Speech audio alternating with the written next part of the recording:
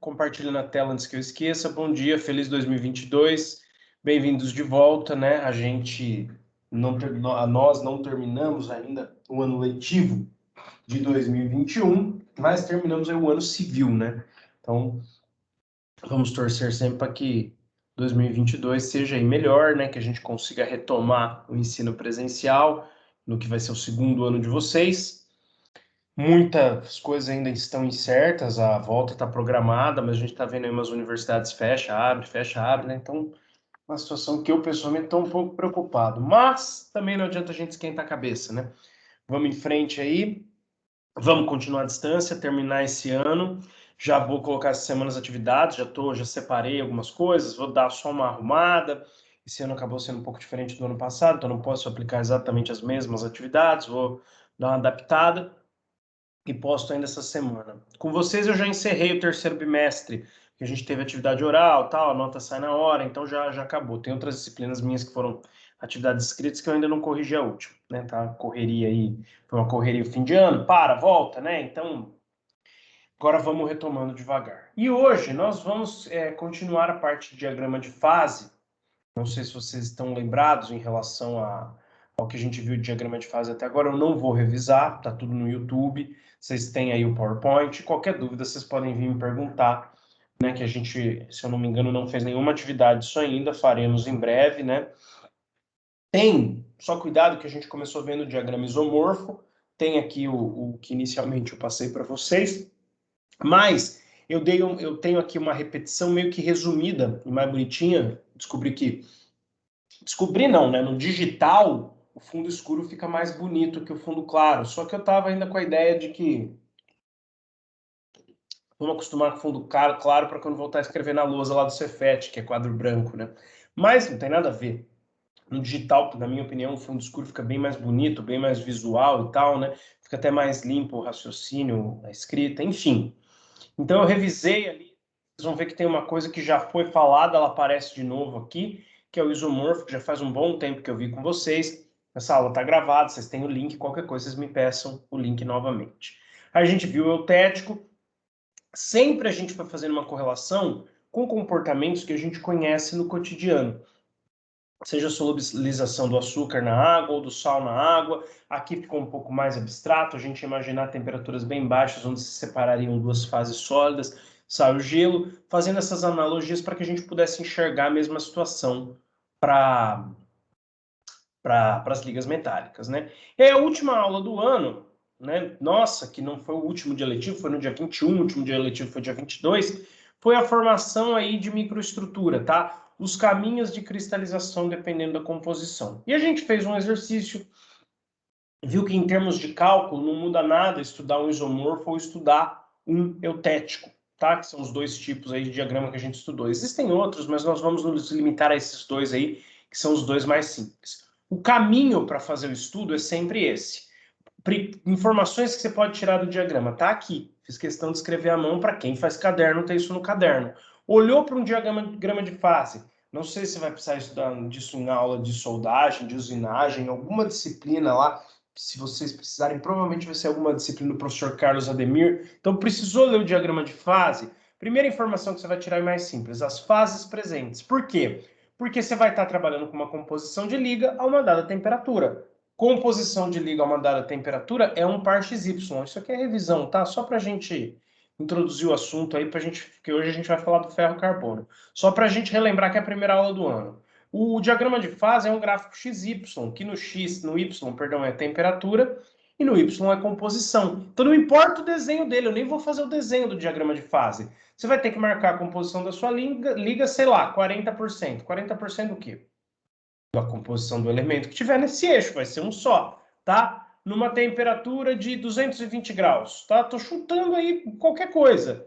Então, você vai achar um ponto que corresponde a marcar o encontro da temperatura de 220 graus com a composição de 40% do metal dado aí no eixo, tá? Vocês já estão usando gráficos em bastante disciplina, mas a gente usa isso muito no automático. Como é que você marca um ponto No sistema cartesiano, você vai na coordenada x, marca ela, tá aqui o asterisco verde, vai na coordenada y, marca ela. Do eixo vertical, você sai com uma linha horizontal. Do eixo horizontal, você sai com uma linha vertical. Ou simplificando, do eixo deitado, você sai com uma linha em pé. Do eixo em pé, você sai com uma linha deitada e faz o ponto de encontro. Sempre o ponto de encontro da coordenada y com a coordenada x, seguindo essa ideia aí de perpendicularidade, de ângulos retos, tá? Por quê? Porque essa é a definição de plano cartesiano. Se eu não fixasse esse ângulo, eu não falaria uma linguagem universal de leitura de gráfico. Ter esses ângulos retos é o mais simples, tá? Estou falando aí deitado em pé, para ficar mais simples, né? Vamos dizer assim, não é mais novidade isso. Quando a gente está vendo lá gráfico de tensão e deformação, eu explico como é que ele forma ponto a ponto, liga os pontos, forma a linha, porque gráfico até então já é um pouco mais novidade. Não sei se para todos vocês, mas pelo menos para alguns de vocês. Nem todo mundo viu isso no nono ano, se viu, não viu muito bem. Então, né, faço questão de quando vocês estão chegando, esmiuçar bem. Agora vocês já sabem, mas para sair um pouco do automático, né, explicar como é que é esse raciocínio. É seguindo essa ideia de perpendicularidade, de ângulos retos. Porque se a gente não fizer assim, fica sem padrão. Se ficar sem padrão, eu não consigo interpretar um gráfico que outra pessoa fez, cada um faz o seu, né? Então a gente tem que seguir um padrão que nem o que vocês aprendem na aula de desenho técnico, que eu acho que é no segundo ano para integrado, no noturno é para o primeiro. Mas enfim, vocês vão ver que precisa ter um padrão, para que o mundo inteiro, se eu fizer um gráfico aqui, alguém do outro lado do mundo lê e entende, né, os meus dados experimentais aí, ou mesmo matemáticos, tá? Então, aqui vai ter um desenho de um diagrama de fase. Não, nem me interessa que desenho é, mas esse ponto aqui, que é o par cartesiano que eu achei, vai estar dentro de alguma região, onde pode existir só fase alfa, só fase beta, fase alfa e fase beta, líquido, né? Isso aí pensando num diagrama, claro, né? Pensando num diagrama com essa cara aqui, ó, né? Aquele diagrama classicão que a gente estava estudando, que ele vai ter essa cara aqui. Falei que não ia fazer o desenho, mas não me aguentei, vou fazer, tá?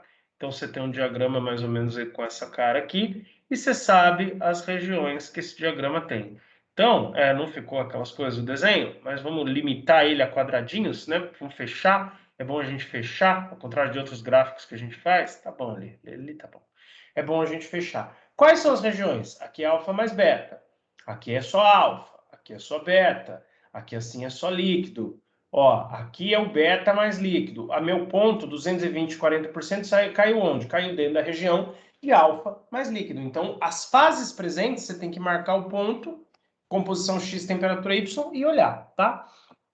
Composição das mesmas também não é muito complicado. Você vem com uma linha horizontal na temperatura que você está trabalhando, pega a região onde seu ponto caiu e só ela, ó, e marca os extremos dessa linha horizontal que você fez no valor de temperatura. Marca os extremos, tá vendo? Essa linha amarela aqui, esse pedaço amarelo, é chamado de linha de amarração e te dá diretamente as composições das fases. Se você puxar aqui para o eixo X, você tem a composição da alfa, aqui nesse extremo, puxar aqui para o eixo X a composição do líquido, porque afinal nós estamos numa região de alfa mais líquido, nesse outro extremo aqui, tá? Só o pedacinho amarelo. E a quantidade das fases, a porcentagem de alfa em relação à porcentagem de líquido, aí já é um cálculo um pouquinho mais elaborado, você tem que vir aqui exatamente no ponto onde você está, ver a distância que falta, tá? Não vou ter condições de fazer 100% aqui. Então, um extremo aqui está o outro, vir aqui no ponto que você está, ver essas distâncias que faltam, a gente viu tudo isso aí na prática. Nós fizemos, né? Fiz um exemplo mais bobo primeiro, e depois nós fizemos aí no próprio diagrama. E claro que vocês vão fazer também aí na tarefa, e vocês podem vir me perguntar, né? Como eu disse, vou lançar ainda essa semana atividade relacionada com isso, e claro que vocês podem vir me perguntar.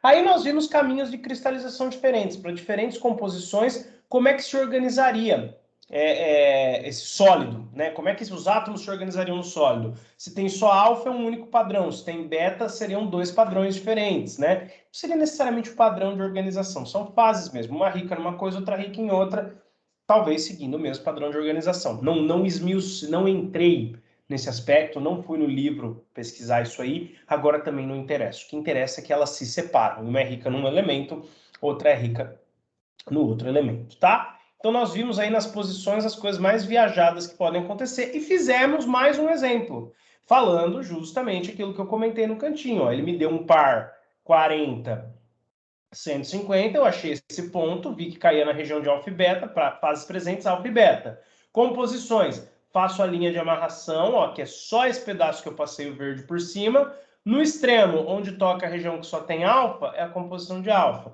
No extremo, onde toca a região que só tem beta, é a composição de beta, tá? Se eu fosse fazer letra C aqui, as quantidades relativas, daria, ó. Como está mais perto do alfa, tem mais alfa. Então, esse pedaço equivale à quantidade de alfa, tá? Esse outro pedaço daqui equivale à quantidade de beta. E você teria que dividir o comprimento de cada pedaço pelo total. Você tem duas opções, medir com a régua ou então usar aqui a própria escala do eixo para fazer a medida, tá? É uma medida linear mesmo, que você pode dividir uma coisa pela outra e ver a proporção. O diagrama te permite isso. É uma das informações que você tira do diagrama. Agora, esses foram exemplos gerais. Qual que seria, dentro de diagrama de fase, o exemplo mais importante? A gente ficou um tempão no segundo semestre estudando siderurgia. Não foi à toa, tá? Não foi à toa, porque o aço, em qualquer sociedade tecnologicamente desenvolvida, é um dos materiais mais utilizados. Então, o diagrama, isso está no livro do Kalister, essa frase que eu acabei de falar, tá? Não inventei lá da minha cabeça, não.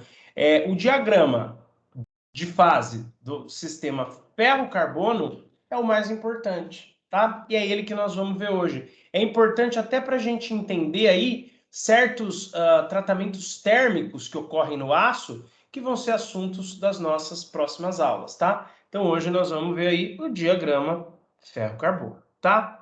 Antes da gente entrar no diagrama propriamente dito, eu preciso comentar uma coisa que ocorre com o ferro, que eu comento sempre na primeira aula. Na primeira aula do semestre, eu comento bem por cima, obviamente. Eu falo assim que é muito importante no estado sólido saber que os átomos estão organizados, que isso muda, inclusive, conforme a temperatura. Aí a gente usa aquele modelo de bolinha, que na química a gente estuda como modelo de Dalton, bola de bilhar. Mas para o pessoal não achar que a gente, assim como Dalton pensava, né? A gente pensa que o átomo é uma bola, o pessoal não achar isso, a gente fala modelo da esfera rígida, para deixar claro que é um modelo. Porque esse modelo permite você estudar como os átomos estão organizados no metal e no ferro, por exemplo, conforme você aumenta a temperatura, o padrão de organização se modifica. E é isso que nós vamos ver aqui hoje. Começar do simples, tá? Eu vou pôr dois riscos aqui, por quê? O eixo branco é como se fosse um eixo de temperatura. Não vou mudar a composição.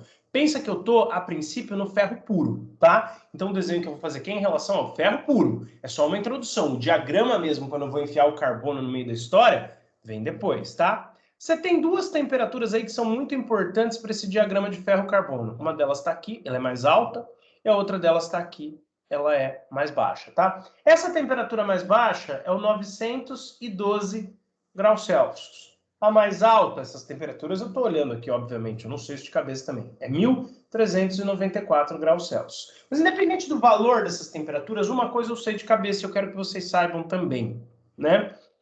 Quando o ferro está na temperatura ambiente, ambiente está abaixo de 912, claro, né? A gente tem o que a gente chama de ferrita. Como assim, André, a gente tem isso? Ou ferro-alfa. O que é ferrita ou ferro-alfa? Essas nomenclaturas, ferro-alfa, ferrita, é a mesma coisa. São sinônimos, são dois termos diferentes, ferrita ou ferro-alfa, para se referir à mesma coisa. Ao tipo de organização que os átomos de ferro têm a temperatura ambiente, ou a qualquer temperatura abaixo de 912. E qual organização que é essa? Na primeira aula do ano eu comento isso, eu não ponho esses valores de temperatura, como eu falei, eu também não sei eles de cabeça, então eu trago eles para essa aula. Mas a gente ainda não sabe estrutura cristalina na primeira aula. Agora a gente já sabe. Então eu vou fazer um desenho aqui bem rascunhado, depois eu já deixei pronto, vocês já viram porque eu já abri o slide, o desenho um pouco ali mais detalhado, que a gente já fez, inclusive, tá? Aqui eu vou pôr um desenho bem simplificado, até para a gente não perder muito tempo desenhando, perder mais tempo, perder, entre aspas, com o conteúdo, né? Também para que eu não fique segurando vocês aqui muito tempo, tá? Então, esse aqui, ó, essa estrutura cristalina, aquela uma que eu tenho um átomo no meio e não nas faces, tá? Essa aqui eu vou ter que desenhar o cubo inteiro, não vai? Então, aquela que eu tenho um átomo no meio, né? Tá vendo, ó? Para dar bem a ideia que ele está no meio do cubo, eu vou fazer umas linhas assim, ó. Dá bem a ideia que ele está... Vão ter outros desenhos, tá? Bem a ideia que ele está no meio do cubo. O átomo no meio, seria até bom ter feito essas linhas tracejadas de outra cor, mas agora já foi. O átomo no meio, a gente falou que era a estrutura cristalina de corpo centrado. Mais especificamente, cúbica de corpo centrado, tá? Depois vão aparecer os desenhos mais bonitos. Eu pus a animação que eu vou ter que fazer todos aparecerem de uma vez depois. Então vejam que esse átomo aqui, apesar do meu desenho não ter ficado muito bom, ele está lá no meio, ó. Não tem átomos na face, é o átomo no meio. Essa é a característica da estrutura cúbica de corpo centrado, que é o padrão de organização que os átomos de ferro, pensando por enquanto só no ferro puro, seguem a temperatura ambiente e continuam seguindo até 912 graus. Claro, o material se dilata, os átomos se afastam um pouquinho, mas o padrão de organização CCC, cúbico de corpo centrado, se mantém. Acima de 912, o ferro puro se converte em algo chamado austenita, tá? Austenita. Deixa eu arrumar esse T para você não achar que é ausfenita, tá? É austenita, tudo com T. Austenita ou ferro gama. A austenita, por sua vez, já segue outro padrão de organização. Então, significa que acima de 912 graus, ou em 912 graus, na verdade, ocorre uma transformação de fase. Continua sendo ferro sólido e organizado, ele ainda não fundiu, tá? O que mudou foi o quê? O padrão de organização dos átomos. Mudou para o outro padrão que a gente estuda, que agora eu não tenho um átomo lá no meio do cubo, no centro do cubo, eu já não tenho mais o corpo centrado. Agora eu tenho átomos centrados na face. E a gente estudou essa estrutura cristalina. Eu não vou desenhar tudo não, tá? Só vou desenhar aí os átomos no centro das faces aparentes. Essa estrutura cristalina é a cúbica de face centrada, que é a estrutura cristalina da austenita ou do ferro gama, tá? Deixa, se vocês me permitirem aqui, só dar uma consertada, que aqui a letra ficou muito feia, né? E eu quero que depois vocês leiam aí o slide e entendam, né? Então, não deixar um pouco feio, ok, mas muito feio não, né? Então, aqui, né, a gente já sabe que entre 912 e 1394, o ferro existe na estrutura cristalina que os cientistas apelidaram de austenita e que eu posso chamar também de ferro gama. Tá? Seria a fase alfa e a fase gama. Não é fase beta, que é outra letra grega, fase gama. No final tem um gabaritinho ali de quais letras gregas são essas para vocês lembrarem aí. E quando passa de 1394? A ajudante veio dar um oi aqui. Tá carente. Aqui, ó. Então, se for ficar andando em cima da mesa, você vai me atrapalhar. Então, quer dizer, acima de 1394, você vai ficar aí mesmo? Tá bom. Deitou aqui na mesa. Então, acima de 1394, ocorre uma coisa incrível, né? O gato aparecendo no meio da aula, essa é a coisa incrível. Não, também é incrível, mas é outra coisa incrível que ocorre com o ferro puro acima de 1394.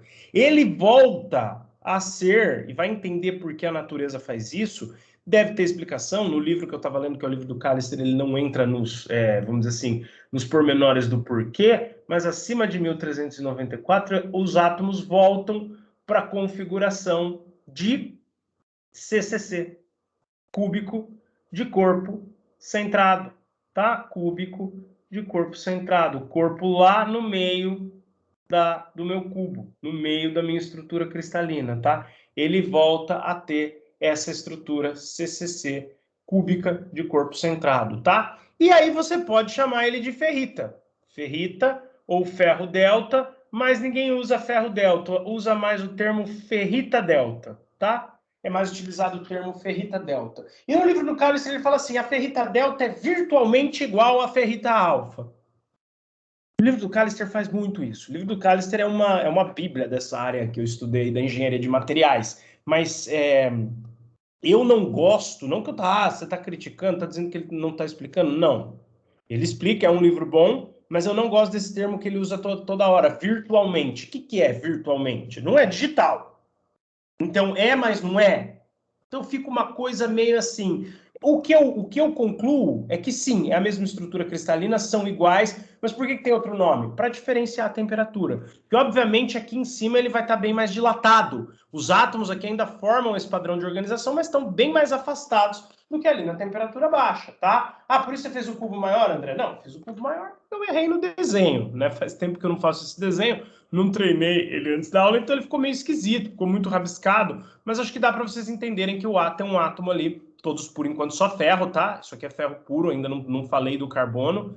Tem um átomo ali no meio do cubo, né? Aquelas estruturas que a gente estudou. Vou mostrar os desenhos melhores aí para vocês. Esse é um desenho padrão de cúbico de corpo centrado. Esse é o que a gente fez, que é o mesmo desenho que está aqui. Nesse dia eu só caprichei um pouquinho mais. Ele não ficou tão rabiscado, tá dando mais, tá deixando mais clara a ideia. Por que eu fiz questão de pôr isso à mão? Para estimular vocês a desenharem também. Você não precisa fazer um desenho perfeito. O meu tá longe de estar perfeito também, mas ele tá esquemático. Essas linhas tracejadas azuis ajudam eu ver que o átomo tá ali no meio do cubo, tá? Esse aqui é o outro. Aqui eu também fiz ele mais simplificado. Em vez de desenhar só as faces aparentes, desenhei os átomos em todas as faces. O tracejadinho azul, que forma um octaedro, também é para ajudar vocês a verem que cada centro, cada vértice, perdão, do octaedro tem um átomo e tá no centro aí do cubo, tá? Tá bom? E, de novo, ali são, claro, a mesma estrutura cristalina, vou repetir os desenhos ali de cima. Então, isso ocorre na natureza, né? A gente sabe, é conhecido que para o ferro puro tem uma transformação de fase a 912 graus e outra transformação de fase a 1394. A menores temperaturas, existe uma espontaneidade do ferro sólido estar organizado na estrutura cristalina CCC. Conforme aumenta essa temperatura, ele muda sua configuração dos átomos, existe uma espontaneidade para ele estar organizado numa estrutura CFC. Conforme aumenta mais, antes de fundir, ele volta a ser CCC. Tudo isso é ferro sólido cristalino. Claro, cristalino organizado, né? É no ferro sólido que os átomos de ferro estarão organizados. E existe essa variação. Começa de um jeito, aumenta a temperatura, muda, aumenta mais, volta para o inicial. Mudam-se os nomes, porque ele vai estar um pouco mais dilatado, mas a característica da ferrita delta e do ferro alfa, ou simplesmente da ferrita, sem letra nenhuma, é basicamente aí a mesma. Tá bom, pessoal? E aqui, ó, um gabaritinho das letras gregas para vocês não confundirem qual é qual. A alfa é bem parecido com o que a gente faz à mão, a delta também, a gama que é um pouco diferente, mas é bom que vocês vão acostumando aí, vocês vão ver ainda muita letra grega e na grafia à mão é um pouco diferente na grafia digitada, tá? E é isso. E quando eu misturo o carbono? Olha a carona aí do diagrama. É muito parecido com aqueles diagramas eutéticos que a gente estava estudando até agora, que são coelhinho, que tem a cara do coelhinho. Volta aí neles para a gente ver quem são eles mesmo. Tá vendo? São muito parecidos, mas não sei se vocês repararam, eles são um pouquinho mais complexos. Eles têm um pouco mais de subdivisões. Por isso que a gente começa lá no isomorfo, que é o níquel-cobre, um bom exemplo, aí o chumbo estanho, que é o eutético binário, mostrei aí o da prata também, até mudei a cor para ficar claro para vocês que era outro diagrama, e a gente agora vai para o ferro-carbono. E a gente pode observar, aliás, eu tirei daqui, né, o que eu desenhei ali, ó. Aqui a composição está em porcentagem de carbono. Então, nessa linha vertical é o zero ferro. Essa linha vertical aqui da esquerda, basicamente é a linha que eu fiz ali. Tá bem pequenininho aqui, ele fez até uma flecha e desenhou fora, mas essa região aqui, bem magrinha, é o ferro alfa, ou ferrita. Tá vendo? Subiu, subiu, subiu, subiu, ferro puro é em 912, que ele se transforma em austenita, ferro gama. E aí ele se mantém como austenita até 1394, tem uma faixa de temperatura onde ele se mantém como ferrita novamente, mas agora ferrita delta, e ali em 1538 apenas é que ele funde e se torna líquido. Eu estou avaliando só essa linha vertical, onde é o zero carbono, portanto, ferro puro. Agora vamos avaliar o diagrama como um todo, tá? Eu vou rabiscar, depois eu vou apagar os rabiscos, mas os rabiscos vão continuar no vídeo. Se você selecionar só uma região do diagrama, só até aqui, tá? Você vai ter um daqueles coelhinhos que a gente estudou, daqueles diagramas com cara de coelhinho. Olha o que você tem aqui. Você tem a ferrita alfa, aqui desse lado. Aqui embaixo, nessa região aqui, porque está escrito lá, mas aqui já é, ó. Porque olha as flechinhas, essa parte está dentro ali. Essa região já é alfa mais Fe3C. Já vou falar para vocês o que é o Fe3C, mas imagine, pensa nele agora só como a outra fase sólida, como se fosse o beta. A gente não vai chamar de beta aqui, já vou explicar por quê. Aqui é como se fosse um alfa mais beta, então aqui seria o beta mais líquido e ali em cima o líquido. Ah, não, aqui é um pouco diferente, porque aqui não é um ponto eutético, é o que a gente chama de ponto eutetoide, isso aqui, porque são dois sólidos, alfa mais Fe3C, virando um único sólido, que é a austenita, ou a gama, tá? O ferro gama. Então, ele tem o mesmo aspecto, mas se você for ver mesmo, o ponto eutético dele, você teria que selecionar, para pensar bem nele, essa outra região aqui, ó. Aí tem mais a ver com o eutético que a gente estudou, ó. Duas fases sólidas, mas não a alfa e o Fe3C, a gama, porque já está em temperatura mais alta, e o Fe3C. Então, essa orelhinha é gama mais líquido, a outra eu nem vou entrar, mas vocês já dá para imaginar o que seja. Ali é só gama e ali em cima é só líquido.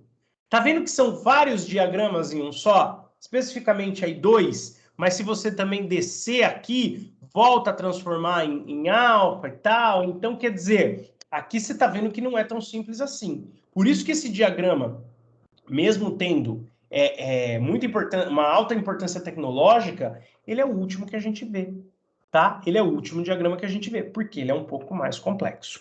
E o mais importante não, o que eu deveria ter falado inicialmente, mas eu fui primeiro explorando a figura e repetindo aqui o ferro puro, reparem que ele varia na composição de carbono, mas ele não vai até 100, ele vai até 6,7. Por que ele vai até 6,7? Porque o 6,7 é onde você tem 100% de cementita. Se você continuar aumentando aqui, você vai ter uma hora que vai aparecer um grafite puro, e ele vai embora até chegar lá no 100% grafite, aí já não interessa mais. Porque a gente já teve aulas de ligas ferrosas. O livro aborda isso aqui antes e dá ligas ferrosas depois. Eu prefiro fazer o contrário.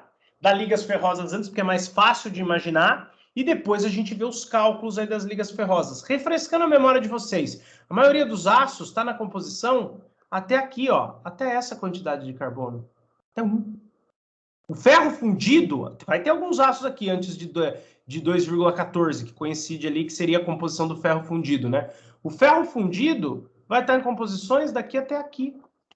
Quer dizer, do 4 para frente eu já nem tenho muita importância tecnológica. Eu faço até o 6,7 só para ter o diagrama completo. Mas se você for pensar bem mesmo, não precisaria, tá? Você não precisaria fazer. Você poderia parar aqui no 4. Mas para ver o ponto eutético, para ficar mais didática a explicação, às vezes você está com um teor de carbono muito alto, numa situação muito específica, você vai até o 6,7. Porque no 6,7, nessa linha, é o 100% cementita, porque a cementita ele é um composto intermediário, é um composto intermetálico. É como se ele fosse uma fase cerâmica, bem entre aspas, ali no meio do metal, tá? Então ele é a outra fase sólida. Como ele tem características um pouco diferentes dos metais, que ele não vai ter um pouquinho de carbono para um montão de ferro, mas sim para cada 3 ferros ele já tem 1 carbono, então ele já tem uma quantidade de carbono boa, ele é o carbeto de ferro, ele já tem um comportamento um pouco diferente, é uma fase dura, não sozinha, a cementita pura, que é o carbeto de ferro, Fe3C, tá? Então se não ficou claro, eu acho que mais para frente eu escrevi, esse Fe3C é a cementita. Bom, tá escrito aqui, né? Ele é um composto intermetálico, duro, diferente dos metais, com uma quantidade de carbono um pouquinho maior. Então, a gente não vai chamar ele de uma letra grega. A gente vai manter o Fe3C para mostrar que ele é diferente das fases metálicas, que tem muito ferro e pouco carbono. Ou, se fosse o caso aqui, né, do 0 carbono, ferro puro. Então, vejam que a gente vai, ó, até o 100% do carbeto de ferro ou cementita, tá? Os dois termos aí são sinônimos também. São dois jeitos de chamar a mesma coisa, o carbeto de ferro e cementita. Carbeto de ferro mais químico, cementita mais jargão de indústria de metalurgia, tá? Nessa composição se forma apenas Fe3C, que é um composto intermediário. Então, no 6,7 de carbono, eu tenho 100% de cementita. Então, eu paro aqui. Se eu tiver 100% de cementita, já não interessa. Já não vai ser um material metálico, já não vai ter comportamento de material metálico. Para que eu vou fazer depois? 100% de cementita e mais. Porque daqui para frente eu vou ter cementita e grafite. Não tem sentido, né? Eu quero ter bastante ferro e pouco carbono, então eu vou olhar daqui para trás. Por isso que esse diagrama vai até aqui.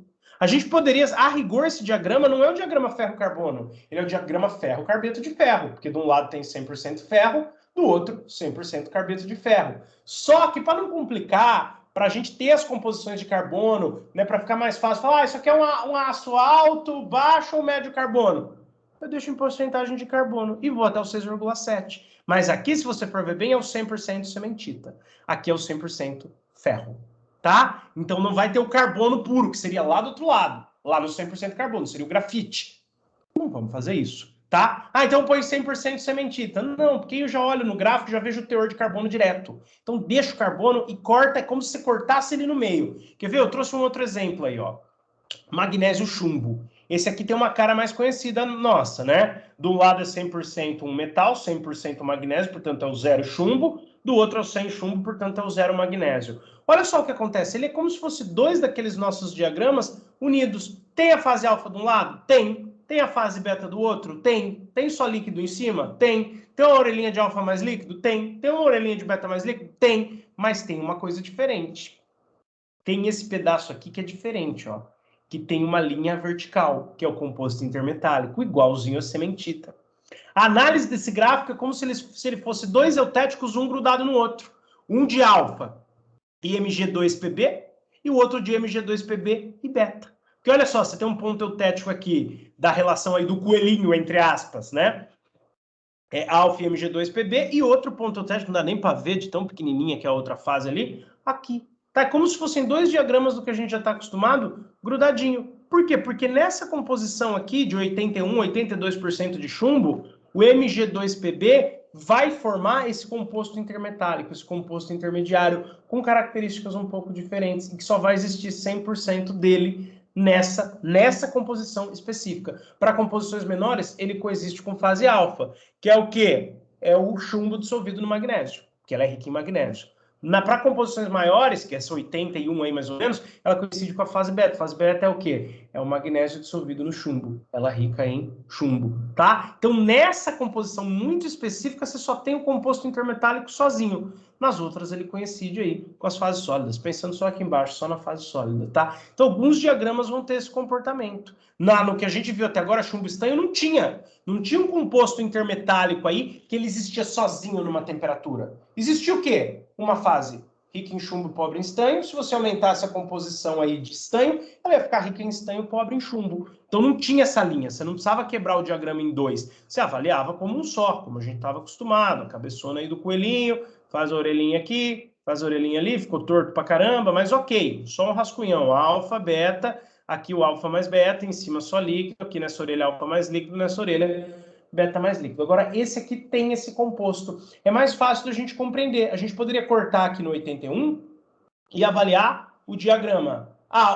Magnésio, Mg2Pb, tá? Que aí seria como se o Mg2Pb fosse a minha fase beta, mas ele não vai ter aquele comportamentinho de fase beta, porque ele só existe numa linha. Assim como a cementita só vai existir pura numa linha. É exatamente onde a gente corta aí o diagrama. Antes da gente ir para as observações finais, que é o que vocês devem guardar desse diagrama, eu quero mostrar elas para vocês aqui na prática. Vamos dar uma olhada, primeira coisa, nos limites de solubilidade que a gente tem, nos limites de solubilidade que a gente tem para cada fase. Olha só, qual que é o limite de solubilidade do carbono no ferro alfa? Olha como é pequenininha a região do ferro alfa, da fase alfa pura. Você já tem carbono dissolvido, mas bem pouco. E olha que o diagrama começa em 400 graus, hein? Imagina a temperatura ambiente, a ideia é que o limite de solubilidade vai ser mais baixo ainda.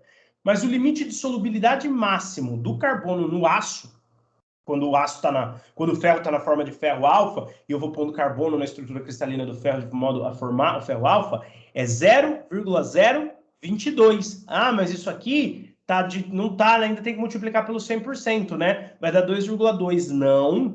Olha aqui, porcentagem de carbono. Então, para que exista só a fase alfa, para que não precipite a cementita, eu tenho que ter no máximo 0,022% de carbono. Isso a mais de 700 graus. É o limite de solubilidade máximo. Então, óbvio, gente, que na temperatura ambiente, quando eu tenho um ácido carbono, Não vai ser só ferro alfa, não vai ser só carbono ali dissolvido na estrutura cristalina do ferro. Vai ter sementita precipitada. Quanto?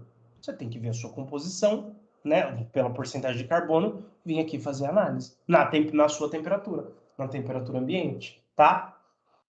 Temperaturas mais altas vão mudar essas composições, porque vai aumentar o limite de solubilidade do carbono no ferro, vai diminuir a sementita e aumentar o ferro alfa, tá? E aí a gente vai consegue fazer esses cálculos aí com o diagrama. É chatinho, porque essa região aqui é de coexistência muito pequena, mas a gente faz, tá? Então, quer dizer, saibam que sempre quando você tiver composições, principalmente com alto carbono, perto de 1% ali, você já vai ter sementita precipitada. E a sementita é muito importante, embora ela caiba pouquinho no ferro alfa. Eu tô falando do alfa porque ele que vai estar alfa a temperatura ambiente, então é alfa que vão ser as aplicações tecnológicas. A presença dela é muito importante no ferro, porque, né, junto ali com a fase alfa, com o ferro, com o aço carbono, na verdade, porque ela que deixa ele duro. Lembra que a gente discutiu ligas metálicas? Falou, ó, basicamente o teor, e eu fiz todo mundo repetir isso no final do seminário, que a gente fez no terceiro bimestre, no final do ano. Mesmo quem não falou essa parte, eu fiz repetir. O que acontece com o teor de carbono no ferro? Ah, quando aumenta a dureza, aumenta a resistência, diminui a dutilidade. Isso. Eu estava discutindo com uma menina do noturno no seminário dela, eu falei, ó, eu não lembro o motivo agora. Eu acho que a gente vai abordar isso mais para frente, mas vocês também não precisam saber o motivo. Guarda agora que a porcentagem de carbono no ferro aumenta, conforme ela aumenta a dureza, aumenta a resistência e diminui a dutilidade. Aí, por quê? Aqui está a explicação. O limite de solubilidade é muito baixo, o ferro não dá conta de pôr muito carbono na estrutura cristalina dele, então vai precipitar a sementita. O que é a sementita? É muito carbono, muito mais carbono. Cada carbono puxa 3 átomos de ferro e forma uma fase ali que é dura, que é rígida, que tem bem mais. Se você fizer a porcentagem aqui em peso, 1 carbono para cada 3 ferro, vai dar bem mais do que esse 0,0. Não vou fazer a conta aqui, mas vai dar mais. Aqui não tem 1 carbono para 3. Tem bem menos para 3 ferros. Tem 1 carbono, sei lá, para 1 bilhão de ferros, sei lá, 1 milhão, não sei quanto é que é, mas é menos, bem menos carbono aqui. Então vai precipitar uma fase com muito carbono, que é esse composto intermediário sementita. Ele é duro, rígido, frágil. Então ele ali no meio da mistura vai tornar tudo mais duro e mais resistente, porém menos deformável, tá? Então é pelo precipitar a sementita e é uma explicação do que a gente já viu na aula de ligas metálicas. Teor de carbono diminui de utilidade, que é a flexibilidade, tanto que ele dobra, né, ou estica antes de quebrar. Diminui a dutilidade, não é exatamente a flexibilidade, mas está intimamente relacionado com a flexibilidade. Então diminui a dutilidade e aumenta a resistência, tá? Aumenta a rigidez e resistência. O porquê? Porque precipita a sementita, que é uma fase dura, tá? Mais um comentário sobre a sementita. Além dela ser um composto intermediário, ela é metaestável. O que significa isso? Metaestável é que ela não é exatamente estável, tá? Ela é considerada estável porque a transformação de fase dela é muito lenta. Mas o que a sementita quer? Ela não quer ficar nesse formato Fe3C. Ela quer separar ferro para um lado, grafite para o outro. E se você aquecer e deixar durante anos, vai acontecer. Só que, tipo, ela quer, mas não muito.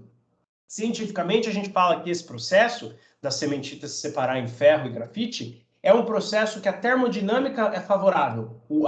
Existe aí uma vontade química. Eu apelidei termodinâmica de vontade química. A termodinâmica era da ciência que mede a espontaneidade dos fenômenos. Então, a termodinâmica, para que se separe, que na sementita se separe o carbono do ferro, ela é favorável. O que não é favorável? A cinética. Se tem temperatura baixa, ou seja, um movimento, baixa a movimentação desses átomos. Então ele quer separar, mas meio que ele não consegue. Não é que ele quer, mas não quer muito. Falei isso brincando, né? Ele quer separar, mas não consegue. Então é um processo de separar ferro do carbono na sementita, pensando só na sementita, tá? Pensando que você tivesse aí o 67% de carbono, então você passa a ter só, eu falei 1 bilhão, 1 milhão, mas não é bem assim, né? Só quis dizer que era um número grande. Esquece aí o número, a hora que eu falei que, no outro é 1 bilhão de ferro para cada carbono. É bastante, mas não é tudo isso. Mas vamos supor que se tivesse sementita pura. Ela não quer ficar assim, ela quer separar ferro do grafite. Só que isso levaria alguns anos sob aquecimento, tá? O que significa? Termodinâmica favorável. Eles querem se separar. Só que a cinética não é favorável. Eles não têm energia suficiente para se separar. Levaria muito tempo. Então, embora ela seja uma fase metaestável, a gente sabe que no tempo que a gente usa, na temperatura que a gente usa, ela vai ficar assim por uns bons anos, tá? Então a gente pode considerar, na prática, considera-se ela como se ela fosse estável, tá? Eu acho que aqui de cementita e que ela aparece em todos os ácidos de carbono, e conforme aumenta o teor de carbono, vai aumentando a quantidade dela, por isso que ele fica mais duro, maior resistência. Acho que isso ficou claro, né? Claro, talvez vocês tenham que reassistir essa aula. Reassiste lá, põe no 1.1, se não tiver dando para acompanhar, põe no 1.25, no 1,5, no 1.1, no 1.25, pra vocês não ficarem aí uma hora me escutando falar. Em 40, 45 minutos vocês matam aí o problema. Mas se tiver muito rápido, qualquer coisa vocês dão, vai mais devagar, e qualquer dúvida também dá um toque para mim, tá? Quanto a isso, sem problemas. Agora, olha o limite de solubilidade do carbono quando o ferro está na forma austenita, na forma de CFC. Ele é bem maior, é quase 100 vezes maior, ó. Eu tenho que multiplicar esse número por 100 para ele virar 2,2. O 2,14 está próximo de 2,2. Quando ele se forma em ferro gama, os interstícios ficam maiores, então cabe mais carbono. O limite de solubilidade é quase 100 vezes maior. Se você tem austenita ferrita pura, você só tem até 0,022% de carbono. Aumentou mais que isso, né? Isso é o máximo, na verdade, né? Para temperaturas menores é até menos, né? Temperaturas menores aumentou mais, sei lá, do que o 0,018, 0,015, já aparece a cementita, precipita a cementita. Boa parte do carbono sai e puxa aí uns ferrinhos com ele. Para cada carbono, 3 ferros. Essa aqui, ó, se você considerar na temperatura aí de... Gatinho tá causando aqui. Acho que ela quer brincar. Se você considerar aqui na temperatura de 1100, 1150, vai até o 2,14. A austenita permite, nessa temperatura, que tenha lá na estrutura cristalina até 2,14% em peso de carbono e ainda tem austenita pura, tá? Passando aí do 2,14, pensa numa temperatura mais baixa, então vai dar um pouquinho menos de 2,14, precipita também cementita, mas o limite de solubilidade é bem maior. Claro, né? Na ferrita delta, o limite de solubilidade diminui de novo. Aqui ele nem marcou qual que seria ele, mas a gente pode puxar aqui no eixo e ver. Mas dá para ver que ele é um pouquinho maior que esse 0,022. Estou sempre pensando aí no limite de solubilidade máximo em cada situação, tá? Que vai ter uma temperatura específica. Seria o bico aqui, o bico aqui, o bico aqui e o bico aqui, tá? Aqui é um pouquinho maior, porque embora que os interstícios sejam menores, a estrutura CCC, né, tem interstícios menores que a CFC, na temperatura mais alta ela vai estar um pouquinho mais dilatada, então cabe um pouquinho mais de carbono. A lógica que sempre a gente vê seguindo aí na ciência, essa parte que é um pouco mais química, né, do que física, sempre que você aumenta a temperatura, físico-química, vamos dizer, você aumenta a temperatura, o limite de solubilidade aumenta, e o mesmo acontece aqui, né? Uma ferrita a temperatura baixa tem um limite de solubilidade menor que uma ferrita a temperatura alta, mas nenhuma das duas chega nem perto do limite de solubilidade da austenita, que é bem maior. Tá? Carona básica aí do diagrama, tá? Tem carbono, mas não é diamante, não.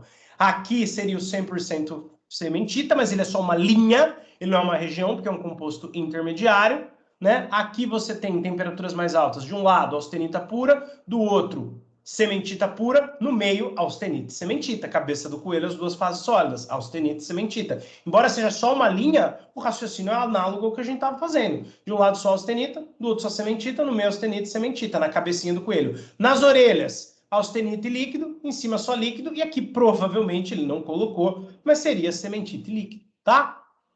E aí você tem uma região aqui um pouco de... Então aqui, né, quer dizer, essa parte não é novidade, essa região do diagrama não é novidade em relação ao que a gente viu até agora. Aqui embaixo é um pouco mais novidade. Porque olha só o que você tem. Poderíamos, se a gente fosse até lá, né, 100% sementita aqui, desse lado 100% alfa, no meio, né, aqui a cabeça do coelhinho está um pouco mais torta, mas no meio alfa e sementita. Nessa orelhona aqui, já vai aparecer uma outra coisa, então o raciocínio é diferente. A austenita é como se fosse o líquido, né, na posição. Então aqui, alfa mais austenita. Desse lado aqui, a sementita mais austenita. Sempre vai seguir a lógica dos lados, tá? De um lado está o alfa, do outro está a sementita. Então, dentro é alfa e sementita. Na orelha esquerda é alfa e o que está em cima. Na orelha direita é o que está em cima e a sementita. E no meio é só o que está em cima, só que o que está em cima aqui não é o líquido, é outra fase sólida, porque subindo a temperatura aqui ainda não vai aparecer o líquido, e sim uma fase sólida. Tá? Última observação. Reparem que a austenita sempre aparece independente da composição. Eu posso pegar uma composição aqui, ferro puro, você sabe que vai aparecer a austenita. Posso, se eu aumentar a temperatura, ela sempre aparece ao aumentar a temperatura. Aqui, ó, aparece a austenita junto com o ferro alfa. Aqui, ó, nessa composição aparece a austenita junto com o Fe3C, até que uma hora nessas duas ela fica pura. Aqui, ó, aparece a austenita sempre junto com o Fe3C, aqui, menos aqui, né? Menos no extremo aqui, que é só sementita. Mas se você tiver um pouquinho de menos de 67% de carbono, aparece a austenita. Ó. Em qualquer faixa de composição acima aqui da temperatura de 727, aparece a austenita. Seja junto, quer dizer, na verdade, para o ferro puro só em 912. Mas para as outras composições acima de 727, ela aparece junto com a alfa ou junto com a sementita. Mas ela aparece, tá? Mas ela aparece. Então, acho que era isso. Acho que a gente falou tudo. Aí foi só o exemplo do composto intermediário. Ah, lembrando vocês que a solução sólida do ferro-carbono, diferente lá do chumbo-estanho, que era substitucional, você tinha ali substituído mesmo, se você tem pouco estanho, algumas posições de chumbo estariam substituídas por átomos de estanho na estrutura cristalina. Ferro-carbono é diferente, hein? É solução sólida intersticial. Esse slide aqui é meu, mas essa figura aqui de dentro é desse professor aqui, por isso que eu referenciei, tá? O slide não é dele, vamos dizer assim. Eu fiz um slide aqui com outros 2 slides meus, né? Isso aqui no estou falando em interstício maior, interstício menor, e esqueci de explicar, né? Relembrar, interstício lembra o espaço vazio entre os átomos. Então, aqui na austenita o interstício é maior, por isso que cabe mais carbono. Na ferrita o interstício, que é o espaço entre os átomos, é menor, então cabe menos carbono, tá? Então, olha aí, tá vendo a ideia de solução sólida intersticial em 2D? Carboninho no espaço vazio entre os átomos de ferro, o carboninho é o laranja. Em 3D, você vai ter também a mesma ideia, entre um átomo e outro, tá vendo? Só desenhei metade dele aqui, por quê? Porque a estrutura cristalina viria outra célula unitária azul, encaixaria aqui com a outra metade do átomo de carbono. Mas entre cada azulzão desse, você tem um verdinho de carbono, tá? É isso que aconteceria no ácido carbono, pelo menos aqui na fase, seria a fase ferro alfa, né? Porque pode ver que esse aqui é o CFC. Você não lembra das estruturas cristalinas, eu fiz para você aqui uma revisão delas, tá? O que aconteceria em cada temperatura. Aí são os comentários que a gente já fez. Vamos ver se faltou alguma coisa. Observações. O carbono é uma impureza intersticial no ferro e forma solução sólida com as fases alfa, gama e delta. Isso a gente falou. Você tem ali uma solução sólida em alguma faixa de temperatura, nem que seja baixa, que é uma bem fininha, mas tem, onde só existe fase alfa. Então, o carbono formou solução sólida com o ferro na fase alfa. Aqui, ó, você tem uma composição bem maior, tem bastante existência para várias composições da fase delta. O carbono formou da fase gama, perdão, delta está em cima. Então, na fase alfa, ele solubiliza, forma a solução sólida. São pequenas as faixas de composições, muito pouco carbono, mas forma. Na fase gama, são maiores essas faixas de composições, mas forma. Na fase delta, voltam a ser pequenas, mas forma a solução sólida. O carbono é uma impureza intersticial e forma a solução sólida, né, com ferro nas fases alfa, gama e delta, tá?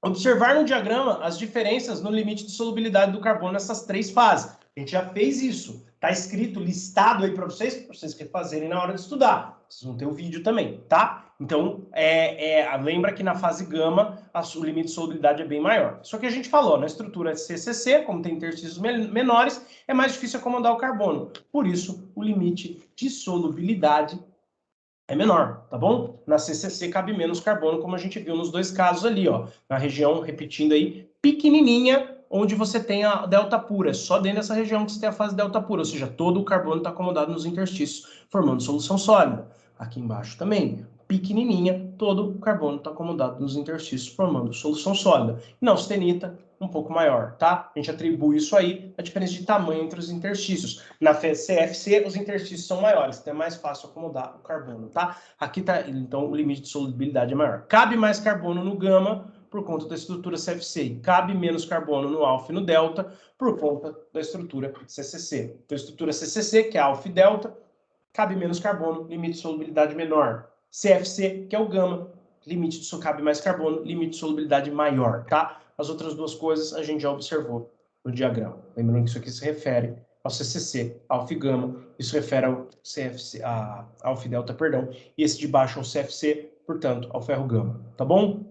Mais observações. Ferrita tem baixas concentrações de carbono.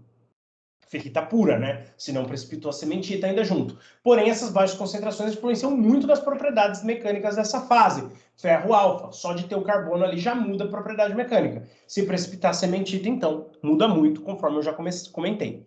A ferrita é uma fase mais macia em termos de propriedade mecânica. Isso eu não comentei. Perdão, mas eu comentei que a cementita é dura. Então, daria para a gente ter uma intuição aí de que a ferrita é macia. Então tá aí a explicação por que o carbono aumenta a rigidez quando presente no ferro, aumenta a resistência mecânica, mas diminui a dutilidade, né? Porque você tem a ferrita que é macia e a cementita que é dura. Conforme começa a aumentar o tanto de cementita que precipita, você põe muito carbono, não dá mais conta de existir ferrita pura. Tem que precipitar cementita. O diagrama nos diz isso aqui, nós já falamos isso aí. Só repetindo, imagina que aqui a gente está a 400 graus, temperatura ambiente, você nem vai nem enxergar esse limite. Então vamos explicar aqui mesmo, né? Como se não tivesse a 500 graus. Ele aguenta só um tininico de carbono. Você pôs um pouquinho para existir ferrita pura, para, né, vamos dizer assim, para todo o ferro solubilizar o carbono. Pôs mais, vai separar outra fase que é cementita. Então você vai pôr um carbono, dentro da ferrita, a fase que é macia vai ficando menos macia, mas continua macia, ainda é ferrita, tá? Né, bastante macia que a gente fala é dútil, né? Bastante dútil, bastante flexível. Dútil e flexível não são sinônimos, mas aqui vamos usar como se fossem coisas muito próximas, afinal de contas elas estão realmente muito relacionadas aí, dutilidade e flexibilidade, tá? Então, quer dizer, só que se precipita a cementita e ela fica super dura. Então, quer dizer, aqui, mesmo que ainda não precipitou a cementita, aumentar a concentração de carbono muda muito a propriedade do ferro alfa, muda muito a propriedade da ferrita. Se precipitar a cementita, então, muda mais ainda, tá? Porque já falamos, a ferrita é mais macia, e a sementita é dura e frágil, tá?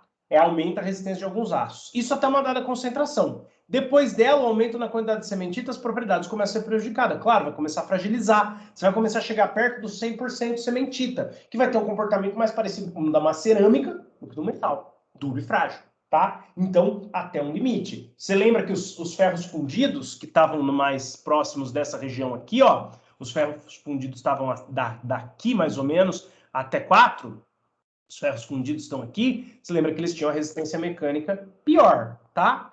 Mas eles têm uma coisa melhor, que é mais econômico, ponto de fusão. A gente vai falar disso e vai encerrar a aula, tá?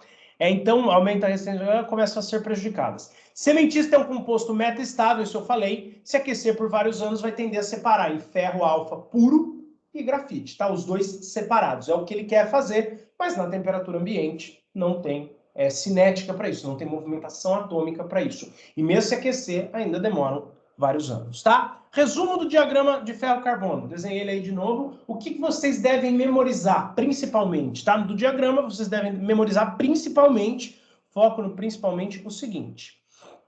Nas temperaturas entre 400 e 800 graus, para a concentração de até 1% de carbono, qualquer aumento na concentração de carbono faz com que precipite cementita. Eu comentei isso também. Olha aqui, ó.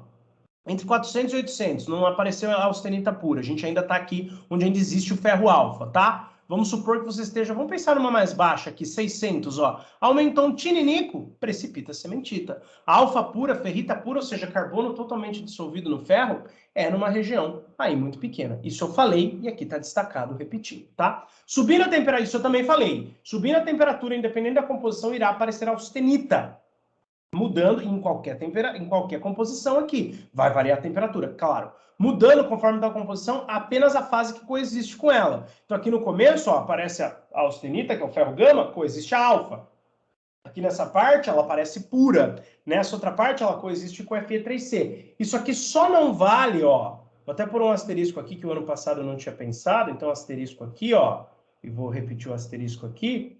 Só não vale para cá. Para quê?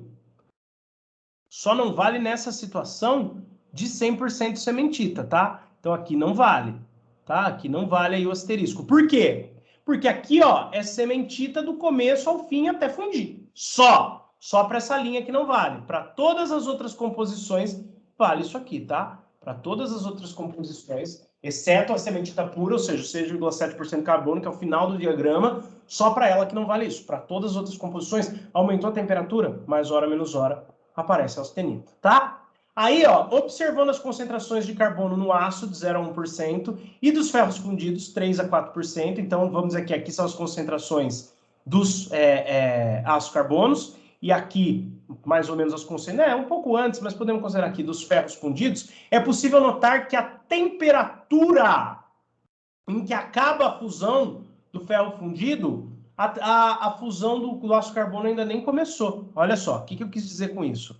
Se você sair dessa composição, que você tem um ferro fundido, lembra? Sobe, sobe, você vai ter alfa e sementita. Alfa e sementita. Subiu, né? Agora mudou. Vai ter gama e sementita, né? Teve uma transformação de fase aí. Não dá para a gente dizer que todo alfa se transformou em gama, porque se você fizer a linha de amarração, as composições vão mudar. Mas enfim, é mais fácil pensar numa coexistência de alfa e sementita. Subiu, torna-se uma coexistência de gama e sementita. Subiu, subiu, subiu.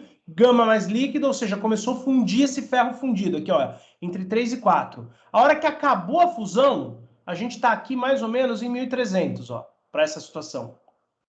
O aço carbono, mesmo que você pegue a composição aqui do 1%, ó, ele só vai começar a fundir aqui, ó. É um pouquinho, eu peguei um extremo aqui também, é um pouquinho maior, para ele começar. E ele vai terminar de fundir numa temperatura bem mais alta. Olha essa rampa. Essa rampa, de qualquer diagrama de fase, essa orelha, mostra nitidamente uma coisa que a gente já comentou, que para qualquer mistura, a fusão ocorre em temperaturas mais baixas. Gente, isso tem uma explicação termodinâmica. A interação de átomos iguais sempre vai ser maior do que a interação de átomos diferentes. Sempre também é muito... né? Mas para diagrama de fase metálico, a gente pode pensar assim. Lembra quando a gente simplificou? Fez ali para o... Vou ter que abrir aqui. Fez ali para o metal A e para o metal B. A gente deu uma simplificada boa. Aqui, ó, metal A e metal B. A gente, em ter a interação entre... né? Vamos tirar aí os metais para uma coisa mais teórica para a gente entender melhor. A interação de metal A com metal A é sempre mais forte, pelo menos aqui em ligas metálicas, do que de metal A com metal B. Assim como a interação de BB também é mais forte. BB é mais forte, AA é mais forte, o fraco é o AB. Então, quanto mais mistura, né, quanto mais você tem A junto com B, ou seja, composições intermediárias, né, o extremo seria 50% de A, 50% de B, mas a natureza não gosta desse tipo de perfeição. Então, vai ser aqui em torno de 60, tal, que você vai ter a temperatura mais baixa. Mas veja, ó, vai adicionando B no A, ó, o ponto de fusão total, ou seja, quando tudo virou líquido, vai diminuindo conforme essa rampa. No A puro está lá altão e na mistura vai estar mínimo. Da mesma coisa também, no B puro vai estar lá altão, eu estou chamando aqui de ponto de fusão quando já fundiu tudo, tá? Porque a gente sabe que ligas aí impuras têm faixa de fusão e não ponto. Mas enfim, sempre quanto mais misturado tiver, mais vai tender a terminar de fundir numa temperatura mais baixa. O eutético aqui é a composição que termina de fundir na temperatura mais baixa aqui para o chumbo estanho. E essa temperatura é 61,9% de estanho no chumbo. Mesmo caso, a gente pode observar aqui na prata, prata cobre. É um pouquinho maior, tá? Puxa um pouco mais para prata, mas ok. Né? É em composição intermediária que você tem o ponto de fusão mais baixo. É só nessa temperatura aqui, ó, que acima de 71,9, em 72 já está tudo líquido. Nas outras, para estar tudo líquido, vai ter que chegar em temperaturas mais altas, tá? Mesmo caso aqui para o nosso assunto de hoje, que é o ferro-carbono, tá? Mesmo caso aqui, ó. Nas composições intermediárias, ó, veja que a fusão ocorre antes. Aqui para 3,5% de carbono, terminou de fundir em 1.300. Aqui para 1% de carbono, que ainda já deu uma baixada boa, vai terminar de fundir aqui em 1.500, tá? Então, se você observar o aço, a composição e o ferro fundido, é possível notar que a temperatura em que acaba a fusão de um ferro fundido, a fusão do aço ainda nem começou, tá? Então essas são as 3 observações mais importantes para a gente relembrar. Por isso aí que o ferro fundido não significa que ele foi fundido, significa que ele funde fácil. Então geralmente ele é usado para fundição, então geralmente ele foi fundido. Mas o termo não é muito legal. Ferro fundido é o ferro que funde fácil. Pode ver que a fusão aqui entre 3 e 4 é baixa. A fusão ali em concentrações menores de carbono é alta, tá? Então são as 3 observações aí mais importantes. Qualquer aumento na concentração, nas temperaturas mais baixas de carbono, faz precipitar junto com a ferrita sementita. Tá? Nas temperaturas mais baixas tem a ferrita. Aumenta um pouquinho de carbono, precipita sementita. Por isso que variam muito as propriedades do aço, baixo, médio e alto carbono. O teor de sementita vai aparecer e vai fazer muita diferença. O carbono dentro do aço já faz diferença. Imagina o aparecimento da cementita, que é dura, tem características diferentes da ferrita, que é macia, tá? Subindo a temperatura, a não ser ali no 67%, no Fe3C puro, sempre vai aparecer austenita junto com alguém. E nas composições, se a gente olhar ferro fundido e aço carbono, a gente observa aquilo que a gente já tinha comentado na aula de ligas ferrosas, que o ferro fundido funde fácil, funde a temperaturas bem mais baixas. Por hoje era isso. Semana que vem a gente começa tratamento térmico. Não sei se já acabamos o tratamento térmico na semana que vem. Se acabarmos, a gente entra um pouquinho em cerâmica também, tá? Polímeros, que é a minha área de especialidade, infelizmente não vai dar tempo. Mas se não der para a gente entrar em cerâmica, não tem problema. Melhor dar tratamento térmico bem dado. E é isso aí. E o rabo do gato ficou aqui o tempo todo, né? Você tá bravo aí que eu tô mexendo no seu rabo, mas você veio dormir em cima do meu computador. Dá tchau. Tchau. Pessoal, judiado gatinho. Tchau. Margot deu tchau, também tô dando tchau. Até terça. É isso. Muito obrigado. Vem aqui. Senão vão achar que eu judiei de você. Tchau, gente. Valeu.